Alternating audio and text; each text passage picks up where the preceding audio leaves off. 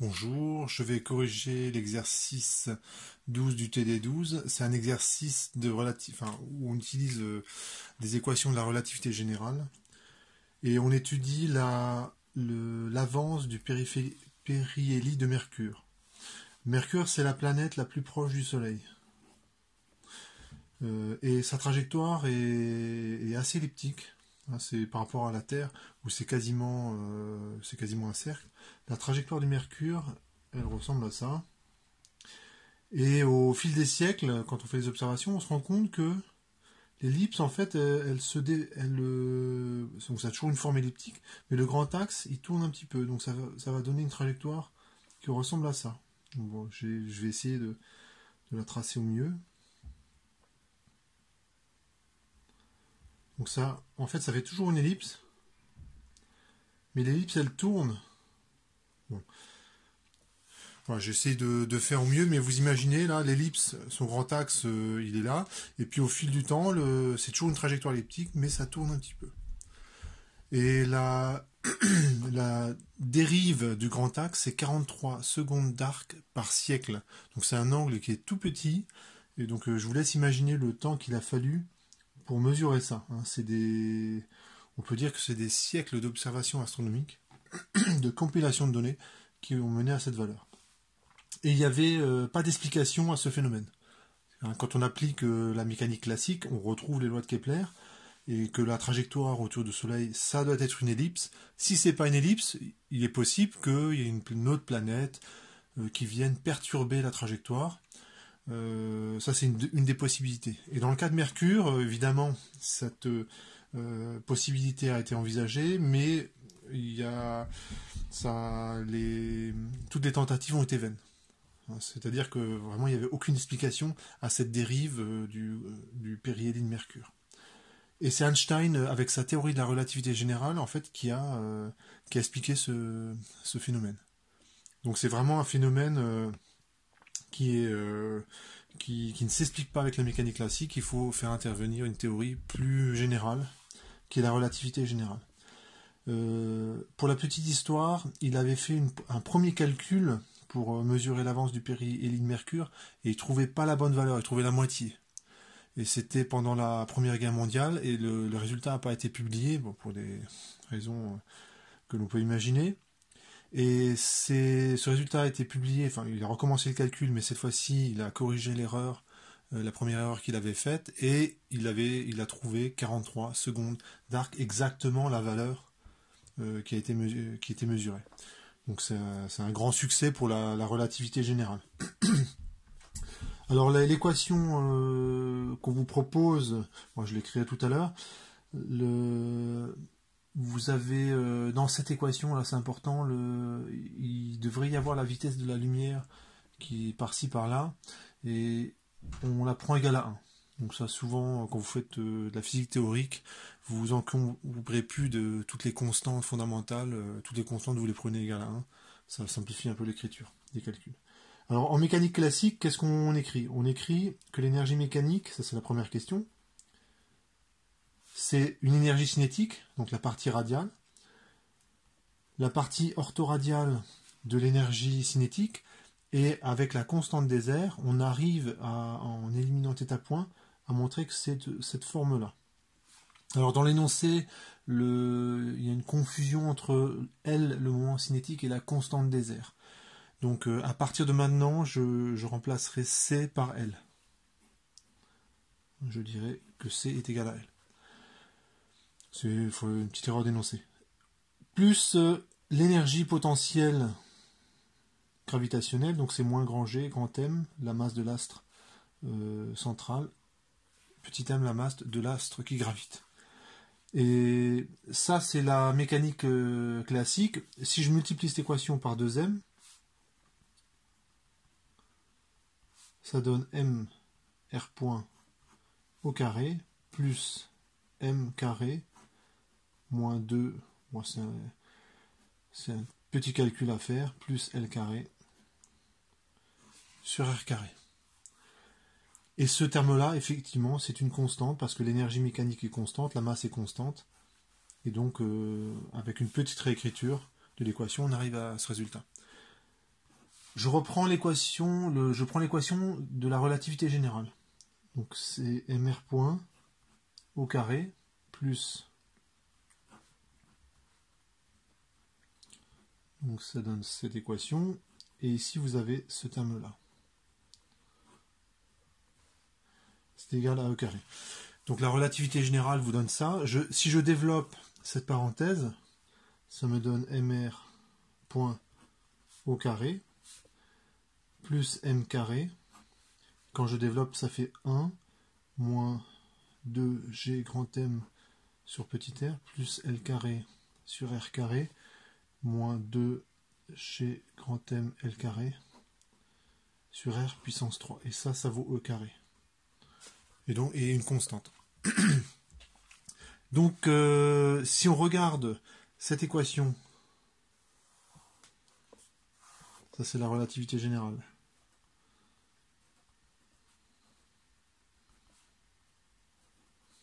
Ça c'est la mécanique classique. Newton, Einstein.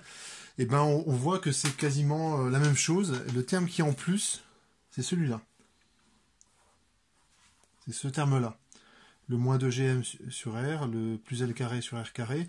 Le terme constant, on s'en fiche un petit peu, hein, parce que je peux l'absorber dans la constante qui est à droite. Alors, en relativité, c'est important en fait. Les énergies ne sont pas définies à une constante près, mais en mécanique classique, c'est le cas. Donc, le terme constant là, en réalité, m'embête pas. Et il y a juste ce terme en plus. Donc, c'est comme si dans l'énergie potentielle, je rajoutais un terme qui varie au cube de la distance. Donc c'est un terme perturbatif, hein, donc certainement qu'il va juste modifier légèrement la trajectoire. C'est le cas de Mercure, hein, puisque globalement la trajectoire est elliptique, et il faut vraiment des mesures très précises pour se rendre compte qu'il y a une petite dérive du grand axe de l'ellipse. Et c'est ce terme-là qui est responsable de la dérive du grand axe de l'ellipse, de la dérive angulaire. Question 3. Donc ça, j'ai quasiment répondu. Lorsque finalement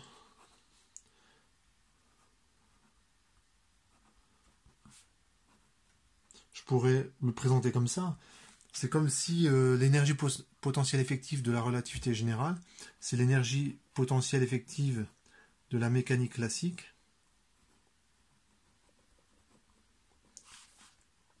moins 2 gml carré sur r au cube.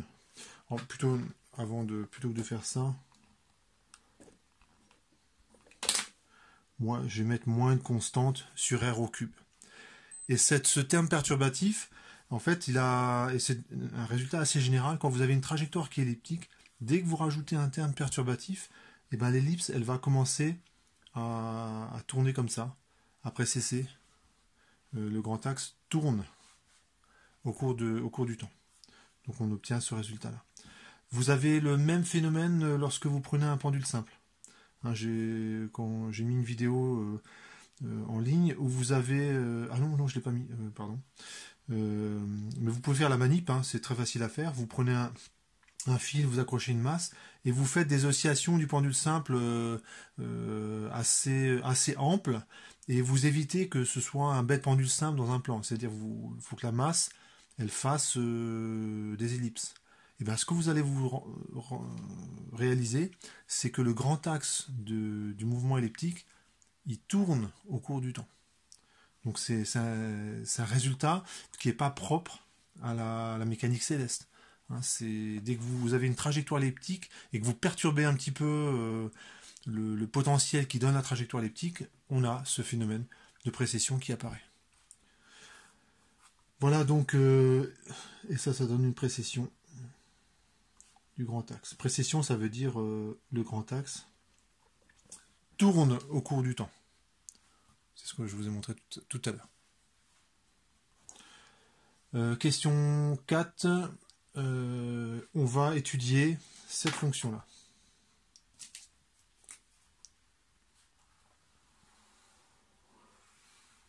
On va étudier cette fonction-là.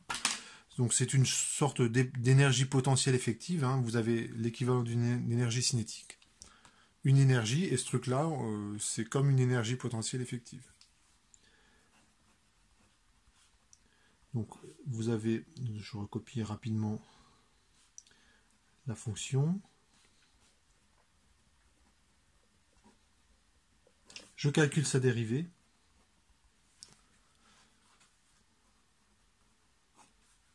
Alors, ça fait 2gm sur r carré, plus l carré, ça fait un moins 2l carré sur r au cube, plus 6gml carré sur r puissance 4. Je fais une petite réécriture de la dérivée. Je vais mettre r puissance 4 en facteur, donc ça fait m carré sur r puissance 4. Ça fait 2g m r carré moins 2l carré r plus 6 g m l carré. Et quand vous regardez l'expression de la dérivée, j'ai fait apparaître un terme du type ax carré plus bx plus c.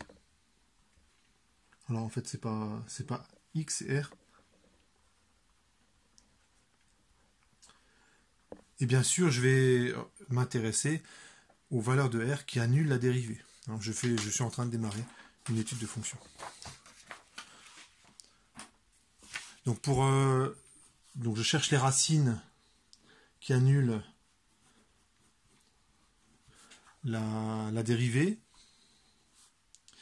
Donc j'écris le résultat. Ça fait moins b, donc ça fait 2l carré, plus ou moins racine de delta sur 2gm. Et delta, ça vaut 4l puissance 4 moins 4 2gm 6 gml carré. Je vais faire une petite réécriture de discriminant. Donc je mets 4l carré en facteur, 4l puissance 4 en facteur, ça me donne moins 12 g carré m carré sur l au carré. Ici il faut que je divise par l carré parce que si je redistribue le l puissance 4, je dois retrouver du l au carré. Et comme l'avantage de cette écriture, c'est qu'on voit très bien quand le discriminant s'annule. Donc si L est plus grand que racine de 12 gm, et bien ce truc est plus petit que 1 et le discriminant est positif. On a deux racines réelles. Si L est plus petit que racine de 12 gm, donc pas de racine réelle,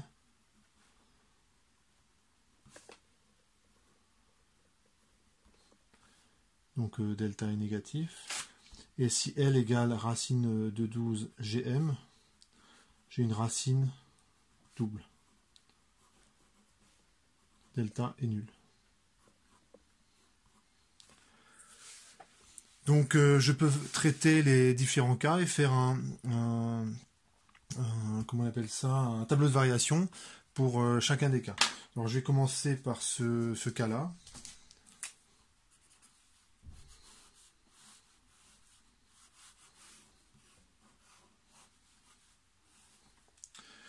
Donc je fais mon tableau de variation. R ça varie de 0 jusqu'à l'infini.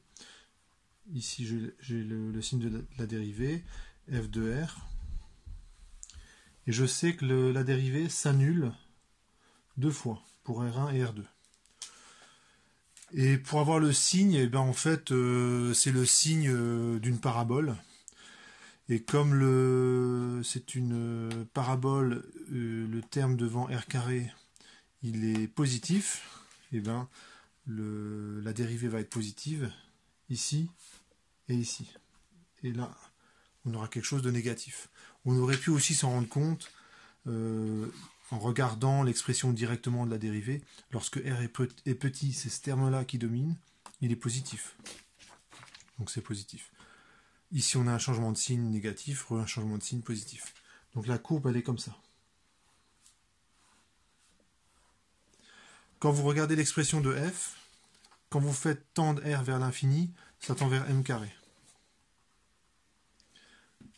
Et quand r tend vers 0, le terme qui tend le plus rapidement, enfin qui est dominant, c'est ce terme-là, hein, en r puissance 3. Vous prenez r égale 10 puissance moins 10, et ben voilà, vous serez vite convaincu que c'est bien ce terme-là qui est le plus grand, et il est négatif et tend vers moins l'infini. Donc ici, je suis à moins l'infini, et là j'ai un maximum qui vaut ce qu'il vaut, et j'ai un minimum qui vaut ce qu'il vaut. Je fais maintenant le cas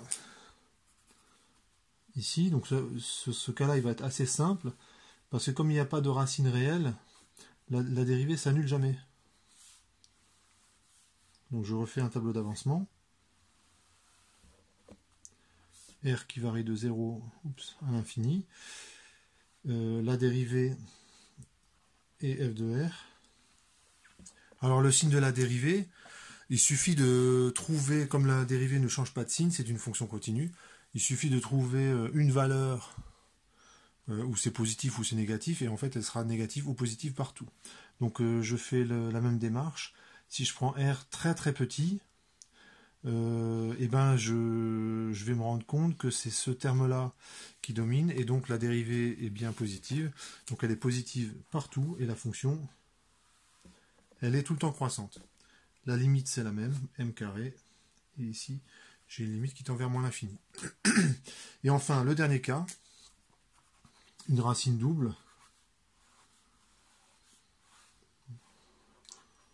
Il ne va pas être très compliqué non plus.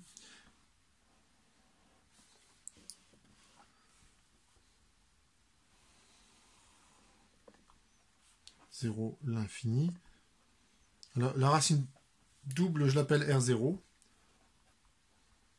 La dérivée s'annule en R0. Ce que vous allez constater, c'est que elle est positive partout, la dérivée, et elle ne s'annule que en R0. Alors ça, on pouvait le deviner en regardant le tableau de variation dans le cas où le discriminant est positif, et vous imaginez R1 et R2 qui se rapprochent, et donc la partie où la dérivée est négative, elle devient de plus en plus petite, et à un moment donné, elle disparaît. Et en fait, on est dans ce cas-là. Vous imaginez, c'est comme une parabole qui ne passerait, qui raserait l'axe des abscisses. Et donc la trajectoire, le tableau de variation de la fonction, ça va donner un truc comme ça. Ça tend vers m carré, moins l'infini. Et ici, vous avez une sorte de plat en fait dans la courbe. Donc à partir de là, je peux la tracer, la courbe, et puis commenter le résultat. Alors, ici j'ai f de r.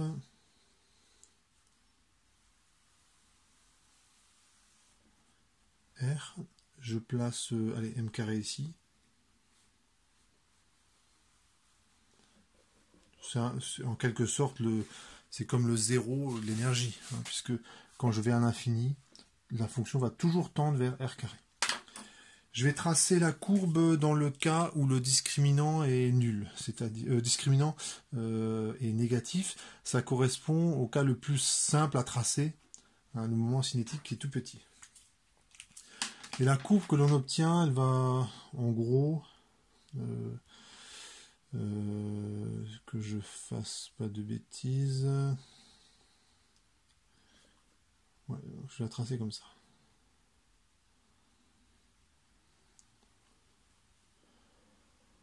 Voilà.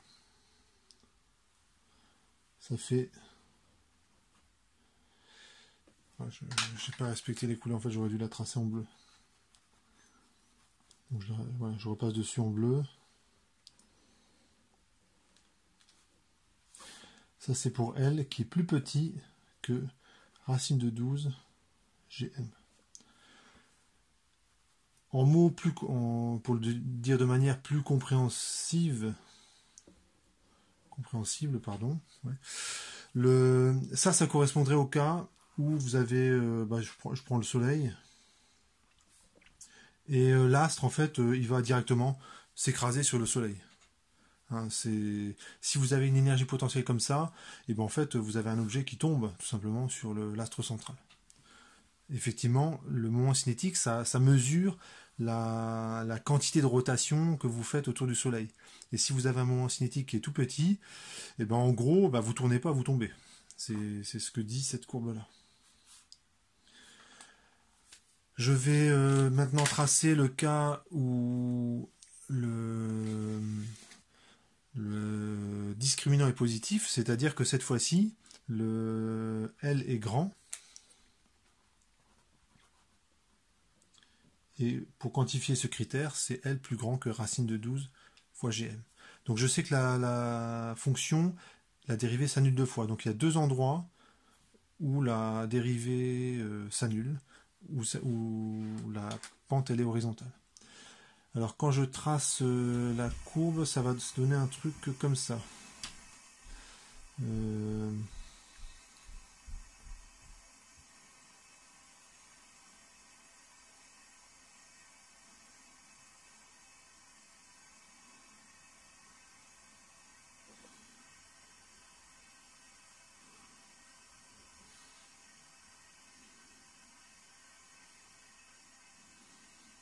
Voilà.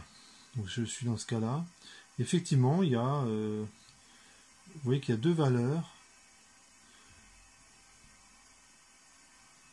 où la dérivée s'annule, où j'ai une tangente horizontale.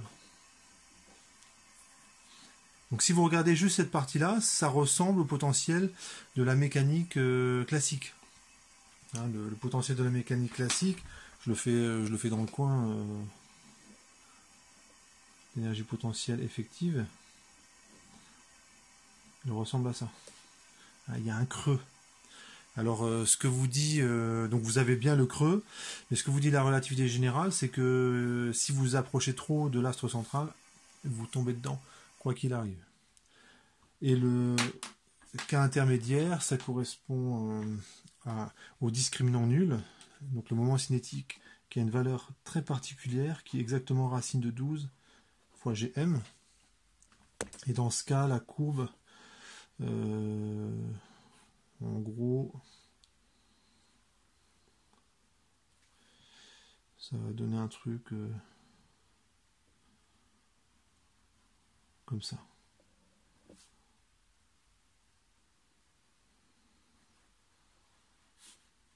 Donc elle est tout le temps croissante, la courbe. Hein. Il y a une sorte de plat qui correspond à la racine double. Et ensuite, je tends vers m carré.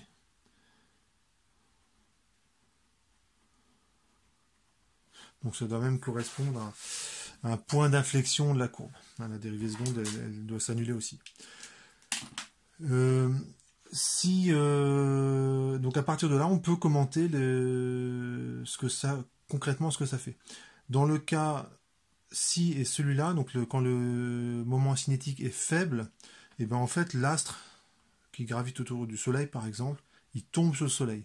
Il n'a pas assez de rotation, pas assez de moment cinétique pour éviter de tomber sur le Soleil et de s'écraser dessus. Par contre, si le moment cinétique est assez grand, eh bien, vous avez des états liés qui sont possibles et qui peuvent durer indéfiniment.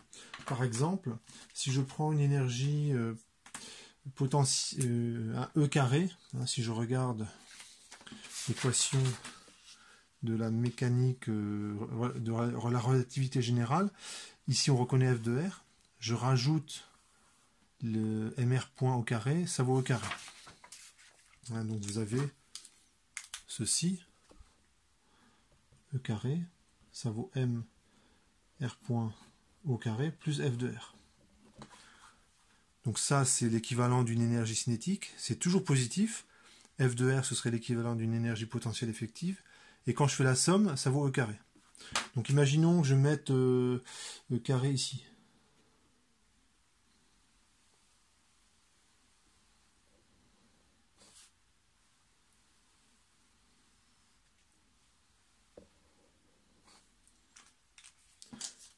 Voilà. Hop. Eh bien, ça c'est E carré. Eh bien, ce que vous remarquez, c'est que là, on a un état lié. la trajectoire, la distance entre l'astre central et l'astre qui gravite sera toujours compris entre cette valeur et cette valeur. Donc c'est Rmin et Rmax. Donc ça, on peut faire le même genre de raisonnement qu'en mécanique classique. Et quand vous êtes dans ce cas-là, en gros, vous avez une trajectoire elliptique dont le grand axe précesse. Donc vous avez une ellipse et le grand axe, il tourne progressivement au cours du temps dans ce cas-là. J'en profite pour faire des petites remarques sur cet exercice. Vous avez, imaginons que le E carré soit exactement égal au maximum qui est là. Hein, donc vous imaginez que vous avez réussi, je le fais en bleu, vous avez réussi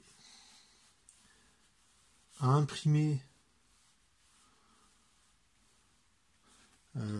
à l'infini par exemple, exactement la quantité d'énergie E carré pour arriver ici. Et ce qui va se passer, c'est que l'astre, quand il va s'approcher ici du Soleil ou d'un autre astre massif, suffisamment massif, eh bien, vous allez tendre asymptotiquement vers cette valeur de R, sans jamais l'atteindre. Et en fait, la trajectoire que vous allez observer, elle va ressembler à ça. Donc vous imaginez, vous avez un astre qui arrive comme ceci. Et ce qu'il va le faire, cet astre, c'est un mouvement comme ça. Ça tend asymptotiquement vers un cercle. Donc ça fera une trajectoire comme ça. Et normalement, si rien ne perturbe la trajectoire, donc ça peut faire pas mal de tours. Au bout d'un moment, vous allez ressortir. Hein, c'est en supposant que, en fait, si vous êtes légèrement en dessous, ce qui va se passer, c'est que vous allez mettre beaucoup de temps à atteindre petit r, donc ça correspond à je tends asymptotiquement vers un cercle, et puis après je repars dans l'autre sens et à l'infini.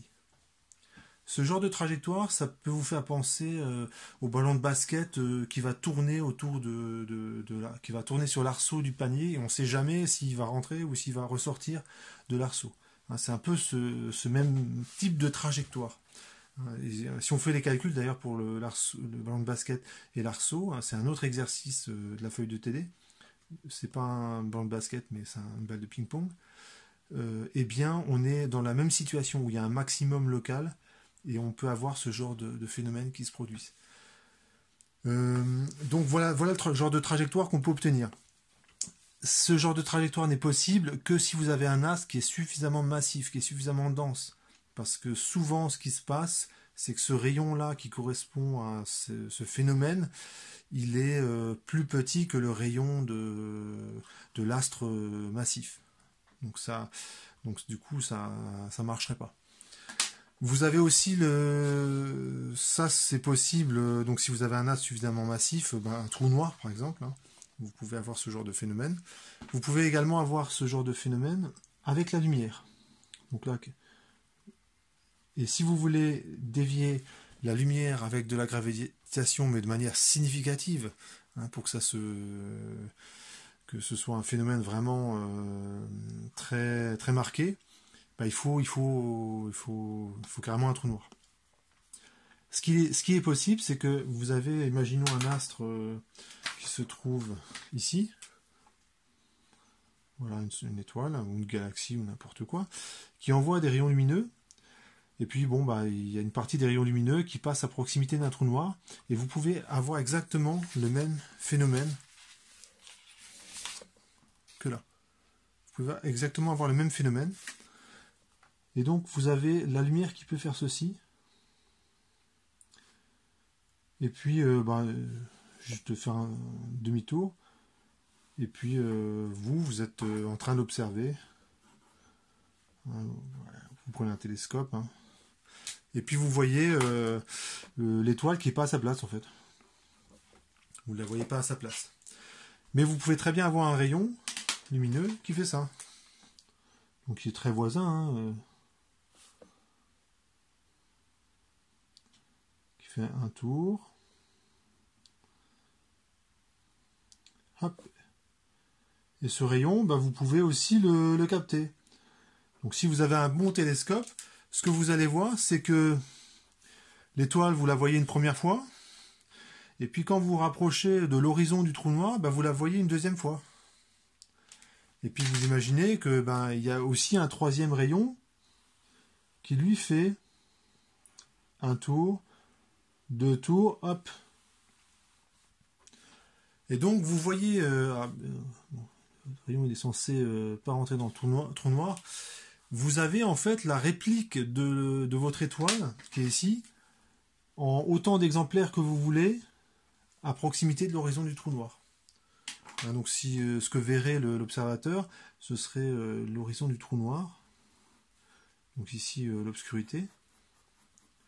Et il verrait l'étoile, un premier exemplaire, donc certainement déformé. Puis il verrait un deuxième exemplaire de l'étoile, un petit peu plus près de l'horizon. Puis un troisième exemplaire, puis un quatrième. Et à force de zoomer, ben, en fait, vous pourrez se rendre compte qu'il y en a autant qu'on en veut. Donc vous pouvez observer ce genre de phénomène. Ce genre de phénomène a été vulgarisé dans le film Interstellar. Vous avez le trou noir qui s'appelle Gargantua et il ressemble à ça, donc je le fais pas très bien. Vous avez ici le disque d'accrétion. C'est la matière en fait qui va finir dans le trou noir. C'est en gros la matière qui est de ce côté-ci et qui va finir dans le trou noir. Donc c'est qui a passé ce point-là, donc de toute manière elle va finir avalée par cet astre, et lorsque cette matière arrive dans le trou noir, en général il y a plein de chocs, elle gagne de la vitesse, c'est très très chaud, et ça émet beaucoup de lumière. Donc là, le trou noir en lui-même n'émet pas de lumière, mais par contre tout ce qui est autour du trou noir va en émettre. Et la lumière qui est émise en général est très énergétique, c'est plutôt des rayons X. Donc si vous approchez d'un trou noir comme ça, ben vous êtes irradié, tout simplement. Et ce que vous avez remarqué dans le film, si vous l'avez vu, c'est que en fait, on voit aussi le disque d'accrétion qui est derrière le trou noir. Ça fait une sorte de truc comme ça. En fait, ce que vous voyez au-dessus du trou noir, c'est le disque d'accrétion qui est derrière le trou noir. Donc c'est pas qu'il est déformé, le disque d'accrétion. C'est simplement que le trou noir dévie les rayons lumineux des objets qui sont derrière lui, et du coup vous voyez ce qu'il y a derrière le trou noir. Et ça fait ce genre de déformation. Voilà pour cet exercice,